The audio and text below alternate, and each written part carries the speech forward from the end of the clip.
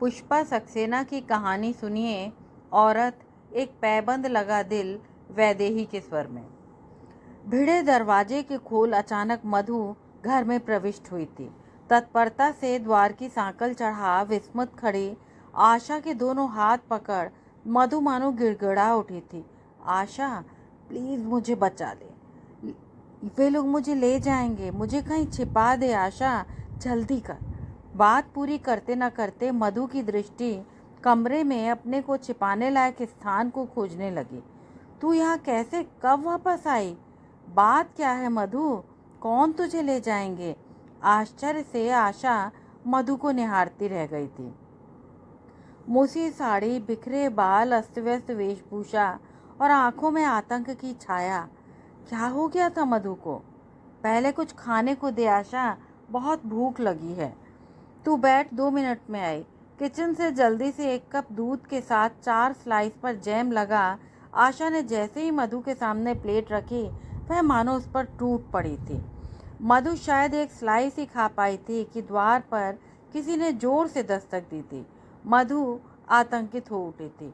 अधखाई slice छोड़कर वो सामने खुले आशा के बेडरूम की ओर भागी थी। वो आ गए आशा, मुझे ले जाएंगे, मुझे बचा ले आशा, मैं उनके साथ नहीं जाऊंगी। तू डरती क्यों है मधु? ये मेरा घर है, तू यहीं ठहर, मैं देखती हूँ कौन तुझे ले जाएगा। आशा ने मधु को आश्वस्त करना चाहा था। द्वार खोलते ही डॉक्टर अग्रवाल के साथ खड़े वार्ड बॉय और नर्स को देख आशा सहम गई थी। क्या हुआ डॉक्टर, आप यहाँ? सब ठीक तो है? शायद मिसेस अरोड़ा आपके घर आई हैं, हम उन्हें ले जाने के लिए आए हैं, डॉक्टर ने सपाट उत्तर दिया था। मिसेस अरोड़ा? मधु? क्या हुआ है मधु को डॉक्टर? मुझे अफसोस है, वह अपना मानसिक संतुलन खो चुकी है। आज वार्ड से न जाने कैसे निकलकर यहाँ आ गई हैं। पर उनके यहाँ आने का आपको कैसे पता लगा डॉक्टर? उनके पति को विश्वास था इस शहर में वो सिर्फ आपके ही पास आ सकती हैं। मिस्टर अरोड़ा कहाँ हैं? क्या अपनी पत्नी की खोज में वो शामिल नहीं है डॉक्टर? आशा का विस्मय स्वाभाविक था। उन्हें डर था कहीं उनकी शक्ल देखते ही मिसेस अरोड़ा कोई सीन न क्रिएट कर दें। अच्छा, ऐसा क्या किया है उन्होंने? आशा के स्वर में हल्का सा व्यंग घुल आया था। मैम, इस समय पर्सनल बातें डिस्कस न करना ही ठीक है, हमें जल्दी है, कृपया मिसेस अरोड़ा को जल्दी बाहर ले आएं। डॉक्टर का स्वर गंभीर और किसी सीमा तक निर्देशात्मक था। पर doctor, she is perfectly normal, मुझे तो उसके व्यवहार में कहीं कोई असामान्यता नज़र नहीं आई, आशा ने प्रतिवाद किया था। आप ये बात नहीं समझ सकेंगी मैडम, उन्हें हमारे साथ जाना ही होगा। She is under treatment. ये भी तो हो सकता है किसी खास वजह से एक सामान्य व्यक्ति को पागल सिद्ध करने की कोशिश की जाए डॉक्टर। देखिए मैडम, इन व्यर्थ की बातों के लिए हमारे पास समय नहीं है। आप अगर उन्हें बाहर से नहीं बुलाएंगी तो हमें ज़बरदस्ती करनी पड़ सकती है। मुझे उम्मीद है एक डॉक्टर के निर्णय को आप चैलेंज नहीं करेंगी। डॉक्टर का स्वर क्रुद्ध हो उठा था। ठीक है, पर असल बात का मैं भी पता लगा कर रहूँगी, ये मेरा भी चैलेंज है। आशा के स्वर में आक्रोश स्पष्ट था। Okay, now hurry up madam. Bedroom की अलमारी के पीछे भय से कांपती मधु को देख आशा का हृदय रो पड़ा था। 2 वर्षों में मधु क्या से क्या हो गई थी? उसके नयनों में दहशत थी या विक्षिप्तता के चिन्ह? आशा समझ नहीं सकी थी। मधु, तू घबरा नहीं, कल ही मिस्टर अरोड़ा के साथ हॉस्पिटल से तुझे वापस न ले आई तो मेरा नाम आशा नहीं। नहीं नहीं, उसे मत लाना, मैं उसे मार डालूंगी। I hate him, I hate that. दोनों हाथों की मुट्ठियां भींच मधु ने दांत पीस डाले थे। उसके उस रूप से शायद आशा डर गई थी। वहीं से आवाज़ दी थी, डॉक्टर प्लीज़ यहाँ आइए। डॉक्टर आशा की आवाज़ की प्रतीक्षा ही कर रहे थे। तुरंत नर्स और वार्ड बॉय के साथ आ गए थे। उन्हें देखते ही मधु चीख पड़ी थी, मुझे मत छूना, मैं तुम्हें मार डालूंगी, भागो यहाँ से, भाग जाओ। कमरे में भागती मधु को नर्स और वार्ड बॉय ने पकड़ लिया था। Now come on Mrs Arora, आप मेरे घर चलेंगी ना? मिसेस अग्रवाल आपकी प्रतीक्षा कर रही हैं। स्नेहपूर्ण स्वर में डॉक्टर ने मधु को दिलासा देना चाहा था। तुम झूठ बोलते हो। तुम सब मुझे कमरे में बंद रखना चाहते हो। मैं नहीं जाऊंगी। मैं यहाँ आशा के पास रहूंगी। तुम सब मेरे दुश्मन हो। जबरन सामने खड़ी एम्बुलेंस में मधु को अंदर कर वार्ड बॉय ने एम्बुलेंस का द्वार जोर से बंद कर दिया था। बंद द्वार के पीछे से आता मधु का चीत्कार सहन कर पाना कठिन था। कमरे में वापस पहुंच आशा सोफे पर निढाल पड़ गई थी। अतीत के पृष्ठ खुलते जा रहे थे। विवाहोपरांत पति के साथ रहते आशा ने 3-4 माह व्यतीत किए थे कि स्थानीय कॉलेज की प्राचार्य ने आशा को बुला भेजा था। प्राचार्य सविता दीदी की अच्छी मित्र थीं। उन्हीं ने आशा के सामने प्रस्ताव रखा था, दिन भर तुम्हारे पतिदेव ड्यूटी पर रहेंगे। 8 घंटे की ड्यूटी करनी होती है ना विवेक को। उतनी देर अकेली घर में बैठी क्या हकाएगी आशा। अभी कॉलेज में वैकेंसी है, समय आसानी से कट जाएगा, हाथ में पैसे आएंगे सो अलग। विवेक से आशा ने जब इस विषय में पूछा तो उसने सहज भाव से स्वीकृति दे दी थी। जैसी हमारी श्रीमती जी की मर्जी, हम तो हुक्म के बंदे हैं। नाटकीय अंदाज में विवेक ने कंधे उचकाए थे। अगले सप्ताह से आशा कॉलेज जाने लगी थी। नियुक्ति अस्थायी थी, पर आशा की ब्रिलियंट करियर के प्रति प्राचार्य पूर्ण आश्वस्त थी। तुम्हें तो इंटरव्यू में कोई रिजेक्ट कर ही नहीं सकता आशा। यही बात उन्होंने उसकी सहकर्मियों और छात्राओं के समक्ष भी कही थी। उनकी बात अंततः सिद्ध भी हो गई थी। इंटरव्यू बोर्ड के सभी सदस्य उसकी प्रतिभा से कितने प्रभावित हुए थे। नए कॉलेज का रेपुटेशन बनाने के लिए उस जैसी प्राध्यापिका मिल जाना सौभाग्य ही था। कॉलेज में पहले ही दिन आशा की धाक जम गई। लड़कियों ने उसे परेशान करने के लिए जितनी भी योजनाएं तैयार कर रखी थीं, उन्हें विफल कर वह सफल सिद्ध हुई थी। स्टाफ रूम में मधु अरोड़ा ने साहस से पूछा था, कहिए मिसेस सिन्हा, कैसा एक्सपीरियंस रहा? लड़कियों ने ज़्यादा परेशान तो नहीं किया?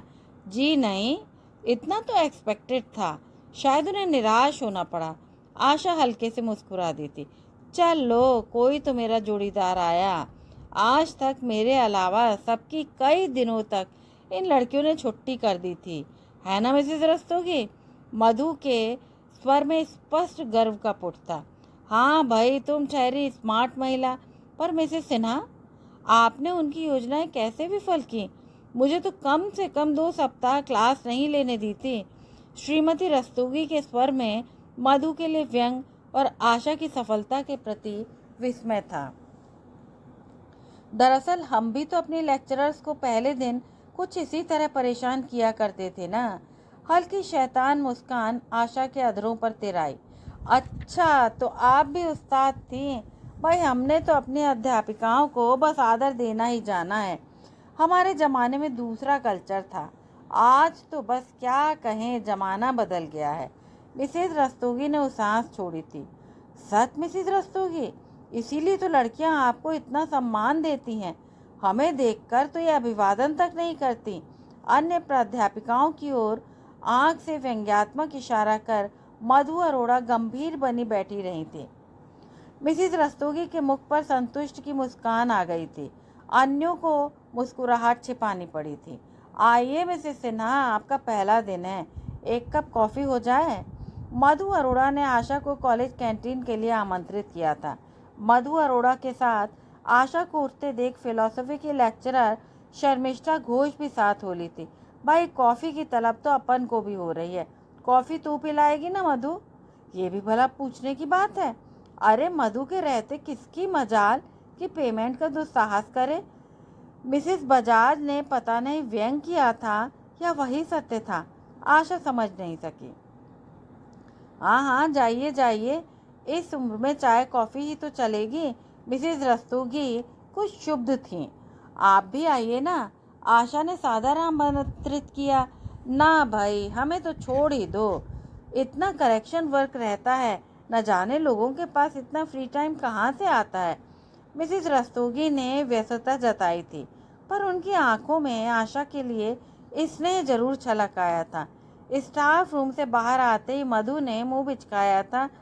फनी लेडी, ऐसा जताती हैं जैसे सारी दुनिया का भार इन्हीं के कंधों पर है। चाय पीने जाएंगी तो मानो कॉलेज रह जाएगा। अरे छोड़ भी उनकी बात। अरे रिटायरमेंट के नज़दीक हैं बेचारी।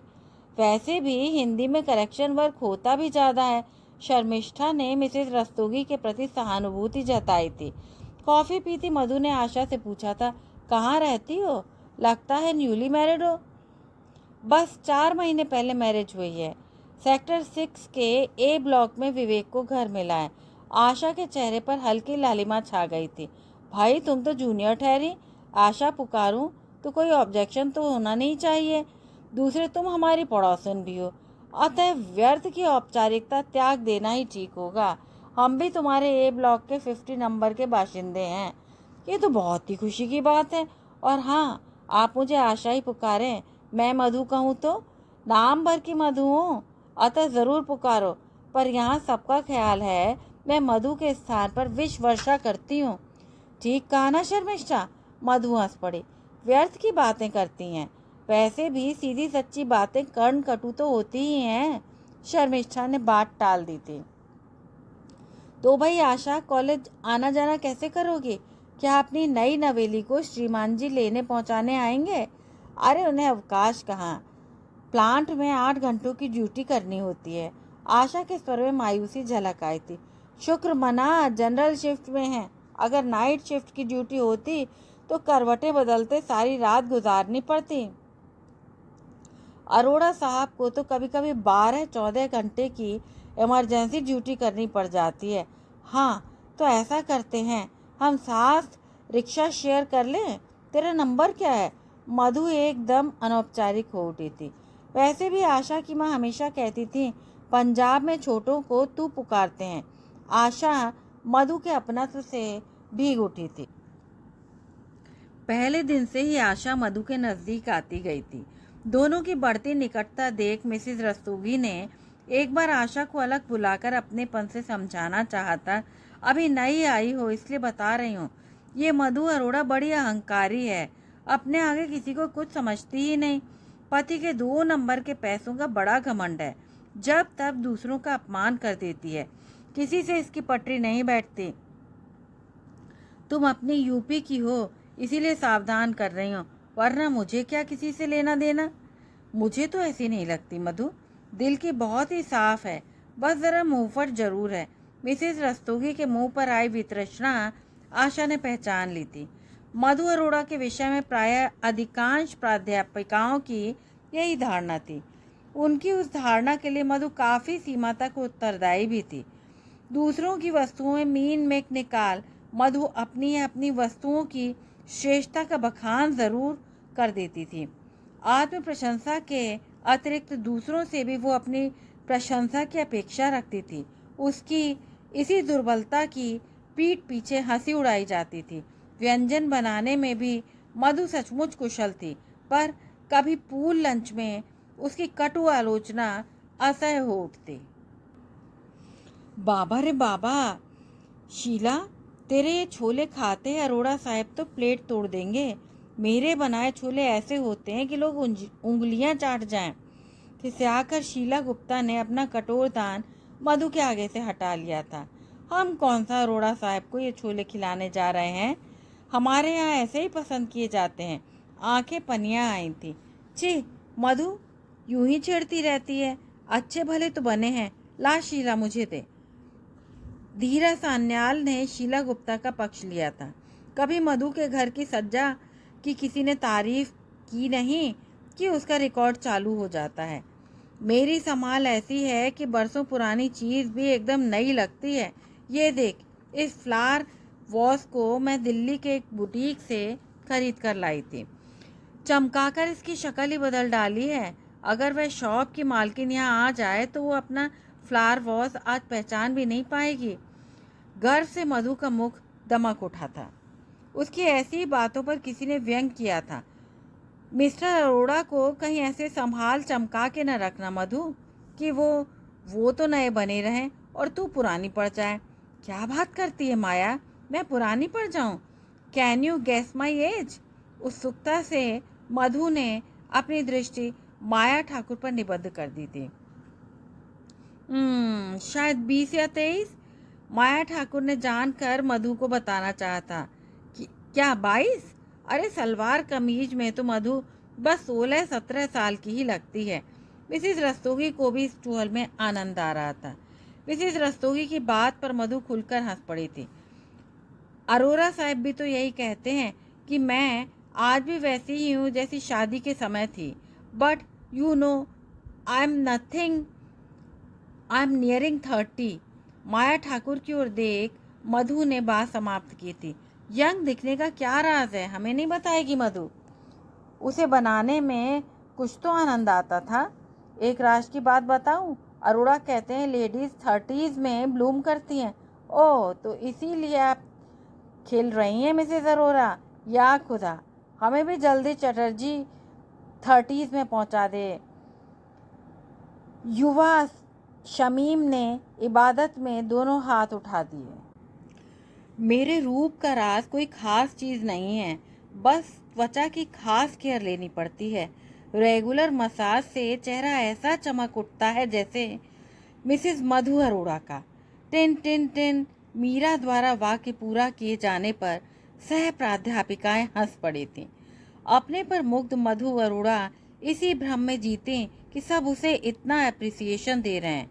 आशा ने कई बार चाहा मधु को समझाए, पर विवेक ने उस डेलिकेट मैटर से हमेशा दूर रहने की ही सलाह दी थी।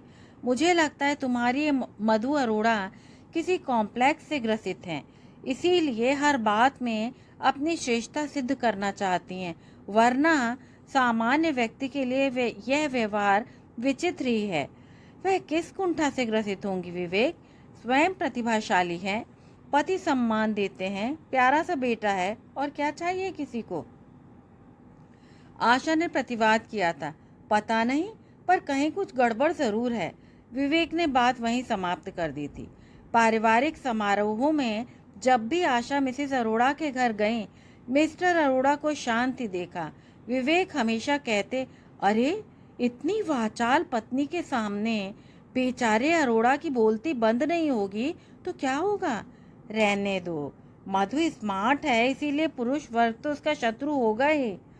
मुझे तो अरोड़ा साहेब मानसिक रूप से कुछ पिछड़े यानी बुद्धू से लगते हैं। अजी स्मार्ट तो हमारी श्रीमती जी भी क्या कम हैं। पर हाँ, अरोड़ा कुछ है कॉम्प्लेक्स किस्म का, कभी खुलकर बात ही नहीं करता। वैसे सुंदर महिलाओं को घूरता ज़रूर है। मुझे तो डर है कहीं तुम पर तो उसकी निगाह नहीं है। विवेक आशा को छेड़ने के मूड में आ जाते थे। छी, शर्म नहीं आती ऐसी बातें करते? आशा झुंझला उठती थी।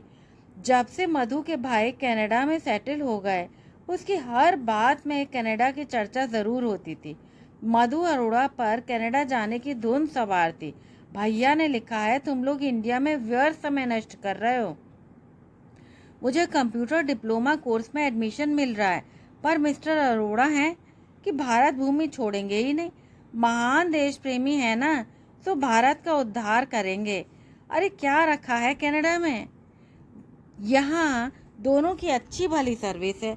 मैंने सुना है वहाँ जब तक उस देश की डिग्री न हो, इंजीनियर को भी मैकेनिक की सर्विस करनी पड़ती है।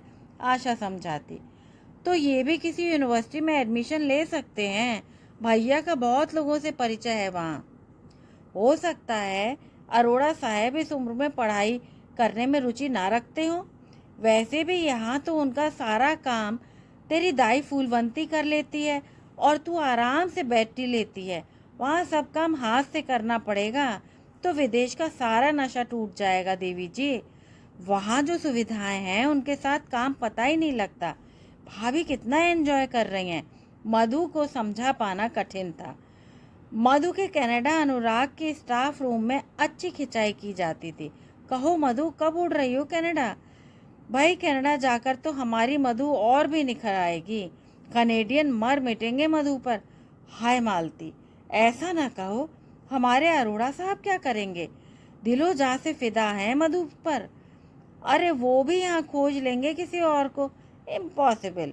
अरोड़ा साहब सच मुझसे इस तरह बंधे हैं कि कल को मुझे कुछ हो जाए तो आजीवन दूसरा विवाह नहीं करेंगे। गर्व से मधु उत्तर देती।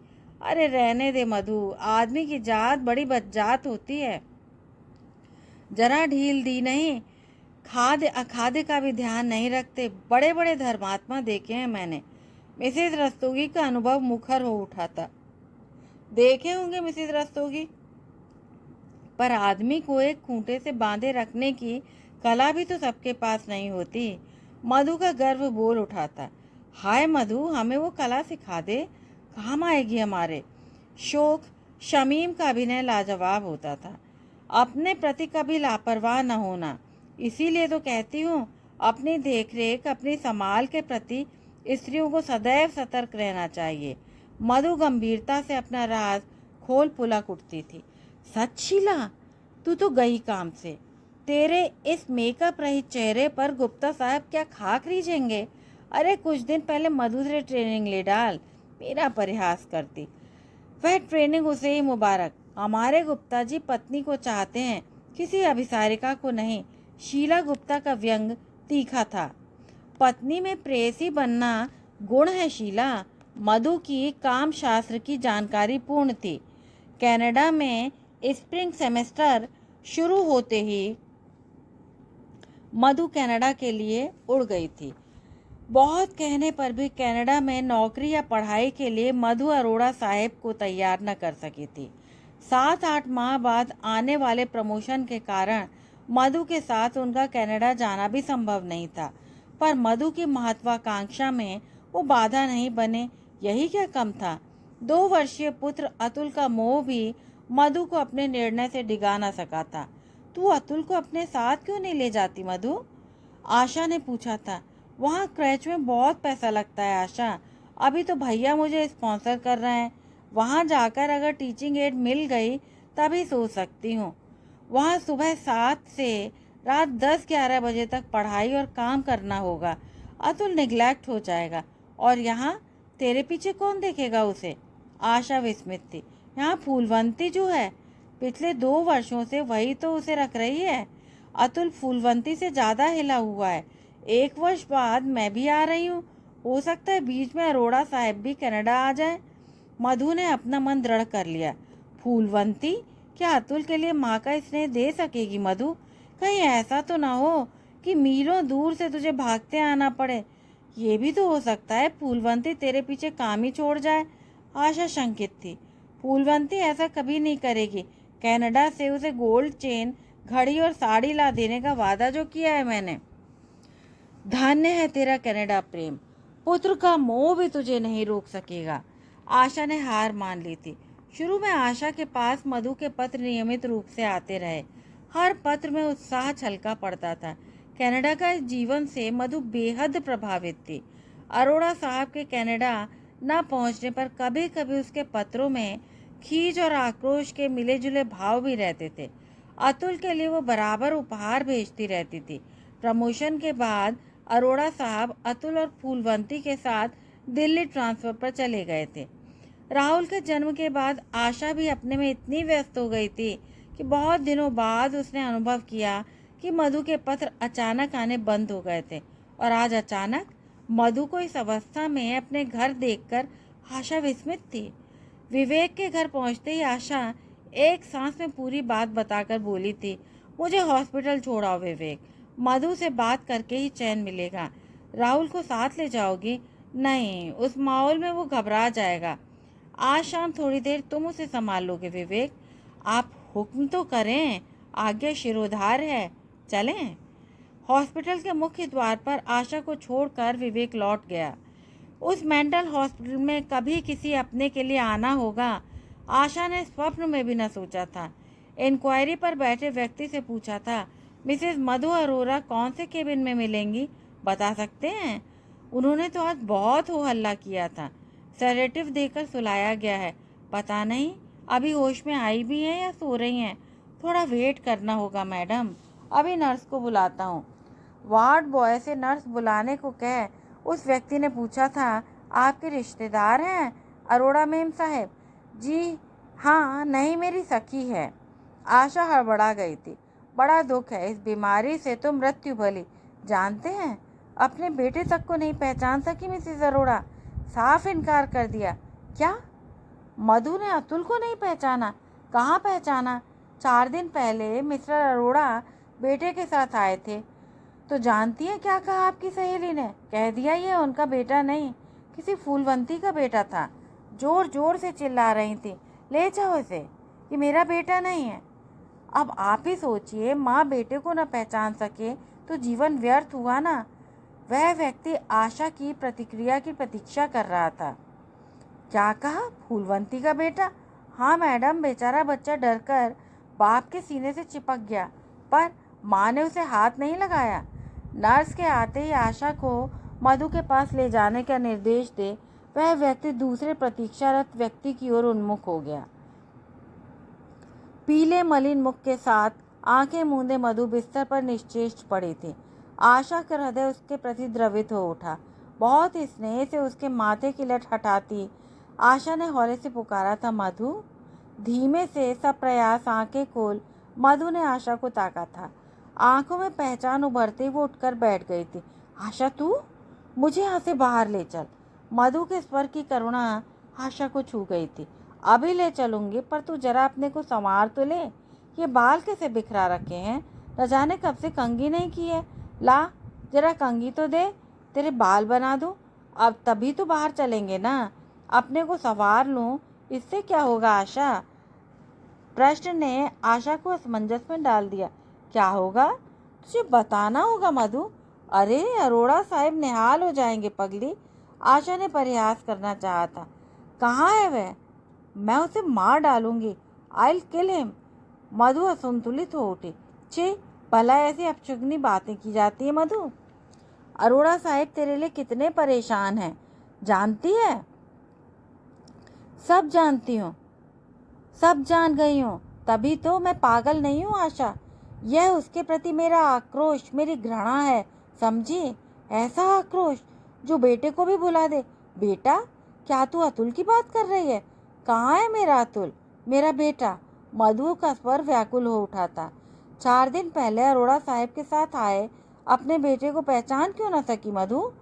पागलपन के अलावा उसे और क्या कहा जाएगा, तू ही बता। उसके साथ मेरा बेटा कैसे आ सकता था आशा? वह तो फूलवंती के बेटे को गोद में लाया था। मैंने पहचानने में भूल नहीं की थी आशा। वो मेरा बेटा नहीं था, नहीं था। मधु का स्वर फिर आवेशपूर्ण हो उठा। मेरी खुद समझ में नहीं आ रहा था मधु। याद कर, तू अपने बेटे को फूलवंती के पास छोड़ गई थी।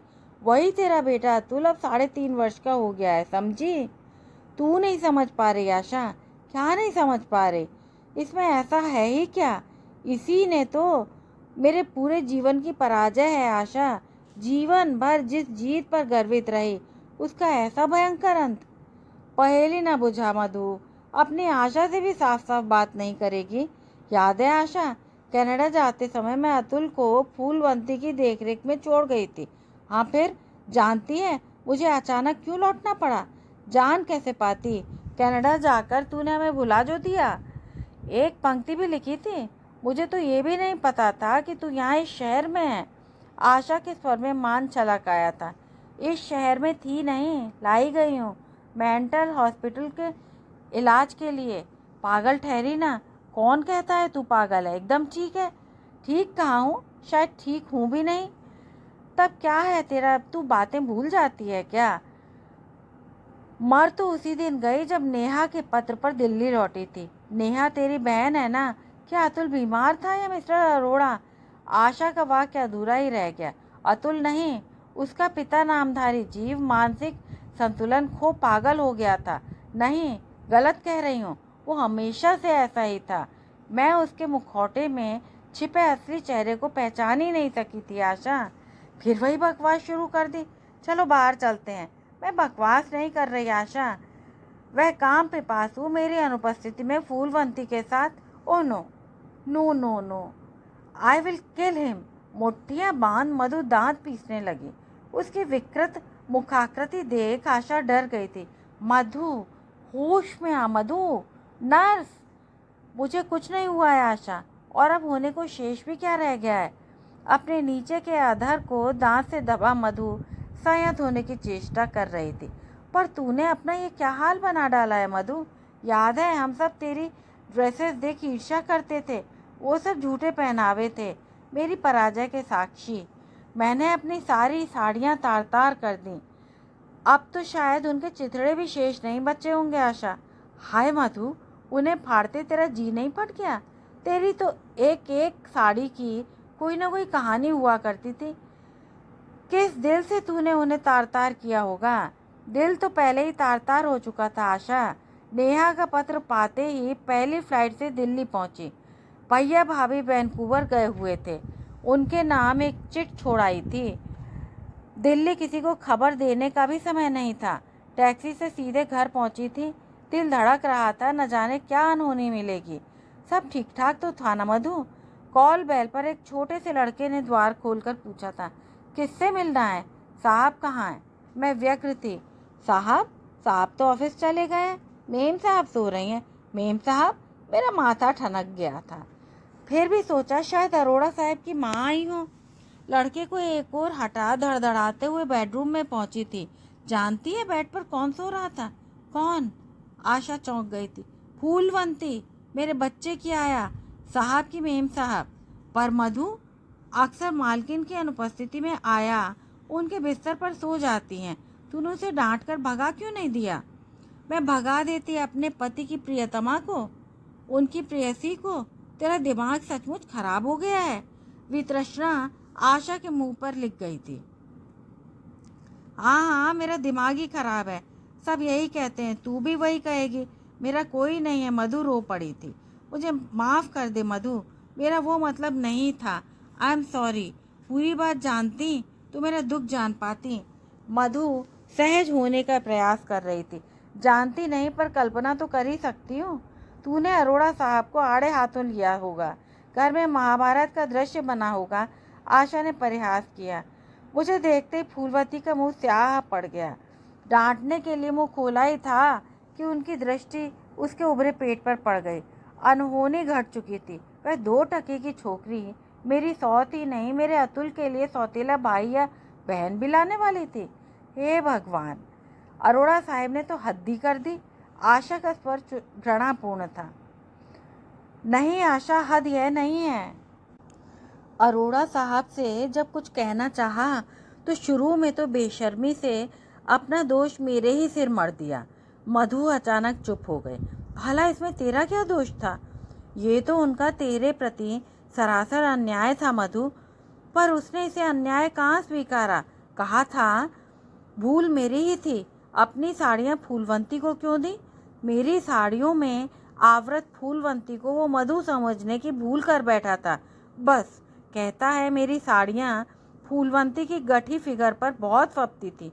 और आशा, मैं अपनी फिगर पर सदैव गर्व करती रही। मधु के ओठ कांपने लगे थे।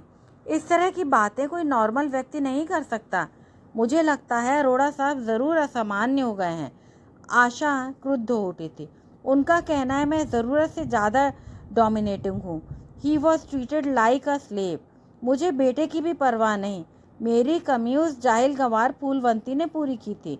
तू ही बता आशा, क्या मैं कनाडा रंगरेलियां मनाने गई थी? मधु ने अपनी दृष्टि आशा के मुंह पर टिका दी थी। पर मधु, कहीं तो तेरी भी गलती थी। एक युवा लड़की के साथ अरोड़ा साहब को अकेले छोड़ जाना ठीक था क्या? कौन कहाँ गलत था या नहीं था? मुझे अपने अभिजात्य पर कितना अभिमान था। हमेशा यही सोचती रही, मेरे सुसंस्कृत परिवार को गंदगी छू भी नहीं सकती।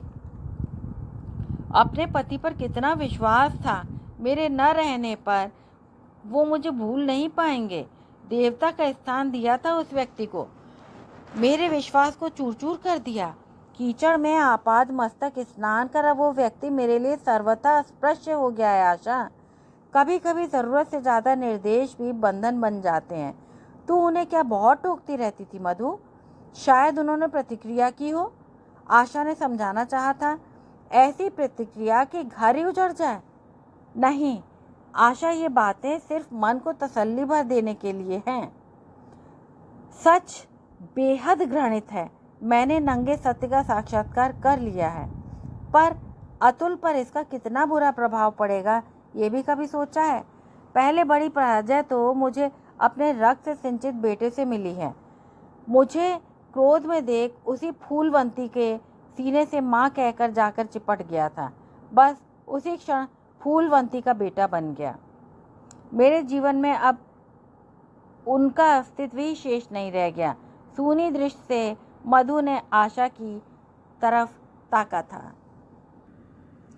फिर इतना आक्रोश, इतनी पीड़ा क्यों झेल रही है मधु?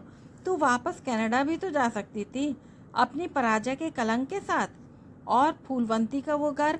डरते डरते आशा ने पूछा था। एबॉर्शन के लिए स्वयं अरोड़ा साहब ने उसे हॉस्पिटल में एडमिट करवाया था। उन्हें डर था मैं उनके बॉस से शिकायत न कर दूं। आफ्टर ऑल उनके करियर का प्रश्न था ना। विद्रूपता से मधु के ओठ बिछ गए। और फूलवंती एबॉर्शन के समय मर गई। बहुत एडवांस स्टेज थे। ओ माय गॉड, आशा स्तब्ध थी। और जानती है, मेंटल हॉस्पिटल में लिखा आया था फूलवंती विधवा थी, बहुत पैसा खर्चना पड़ा था और अरोड़ा बेदाग छूट गया था। पर मैं उसे छोड़ूंगी नहीं। उसने 1-2 नहीं 3 हत्याएं एक साथ की हैं। उस हत्यारे को फांसी पर चढ़ाना, हैंग हिम टिल डेथ। मुट्ठियां भींच दांत पीसती मधु बेड से उतरकर नीचे भागी थी। नर्स, नर्स प्लीज यहाँ आइए, आशा चीखती जा रही थी। आशा की चीज़ों के पर पास के वार्ड से नर्स भागती हुई आई। वार्ड बॉय की मदद से मधु को जबरन बेड पर लिटा दिया गया। सोने का इंजेक्शन दे दिया गया। आशा के भयभीत चेहरे को देख प्रौढ़ा नर्स से पूछा था, मेंटल हॉस्पिटल में क्या आज आप पहली बार आई हो? आशा के स्वीकृति सूचक सिर हिलाने पर नर्स मुस्कुरा दी थी। इसीलिए इतना डर गई। पर मिसेज अरोड़ा खतरनाक नहीं है। बेचारी के साथ ट्रेजेडी हुई है, उसे सह नहीं पाएंगे।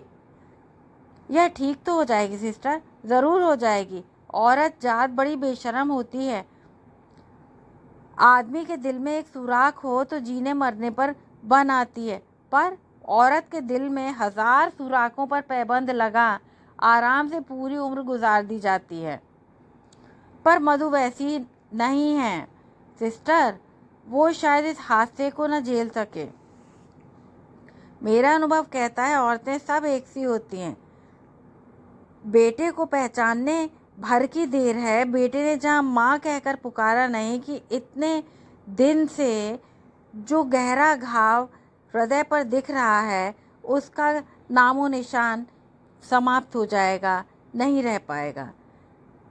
पर पति का इतना बड़ा अन्याय क्या मधु भुला सकेगी? अरे उनके बेटे का पिता तो है ही वह। हम औरतें लगाने में माहिर हैं बेटी।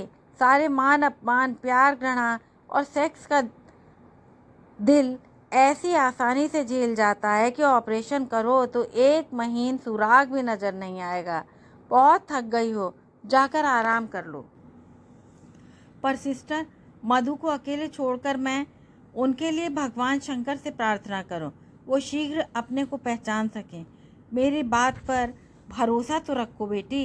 इस बूढ़ी ने बहुत जमाना देखा है, न जाने कितने दिलों के पैबंद लगते उखड़ते देखे हैं इन आँखों ने। आशा की पीठ पर प्यार की थपकी दे अनुभवी नर्स बाहर निकल गई। बोझिल कदमों से आशा हॉस्पिटल रोड की ओर बढ़ चली थी। शायद नर्स को बात ही सही हो, पर शायद नर्स करना ना चाहती हो। पर अगर नहीं तो विद्यापति ने अपना परिचय दिया था, तो आशा तुझे मधु से उसका परिचय फिर कराना होगा। एक नया सम्मानपूर्ण जीवन जीने के लिए उसमें चेतना की चिंगारी प्रज्वलित करनी ही होगी। मनोविज्ञान की प्राध्यापिका आशा, यह तेरे लिए चुनौती है। तू ऐसा ज़रूर कर सकेगी। आशा की गति तेज हो गई थी। यदि आपको कहानी अच्छी लगी हो तो कृपया चैनल को लाइक, शेयर और सब्सक्राइब अवश्य करें। कहानी सुनने के लिए बहुत बहुत धन्यवाद।